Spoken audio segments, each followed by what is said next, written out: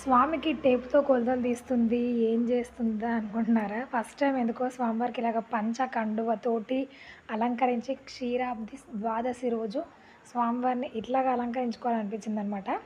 And ప్రతి సంవత్సరం అనిపిస్తది. కానీ మనం చెయ్యొచ్చా? చెయ్యొద్దా? అనే ఒక చిన్న డైనమాలో ఉండేదనమాట. అండ్ అందులో నుంచి నన్ను బయటపడేసిన గోవింద సేవ ఛానల్ సత్య గారికి చాలా కృతజ్ఞతలనమాట. మనకు మనసుకు నచ్చినట్టుగా స్వామివారిని ఇట్లా అలంకరించుకొని చిన్న పూజ చేసుకోవచ్చు. అందులో పెద్ద దోషం ఏం లేదు.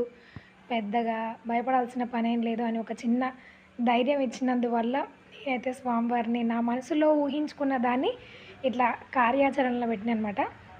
అండ్ ఏమైనా తప్పులుంటే క్షమించమని స్వామివారికి అయితే మనస్ఫూర్తిగా కోరుకున్నాను. అండ్ ఈరోజు స్వామివారి అమ్మవారి కళ్యాణం కాబట్టి వీడియో నచ్చితే లైక్ చేయండి, షేర్ చేయండి, సబ్స్క్రైబ్ అవ్వండి. Thanks for watching. జై శ్రీకృష్ణ.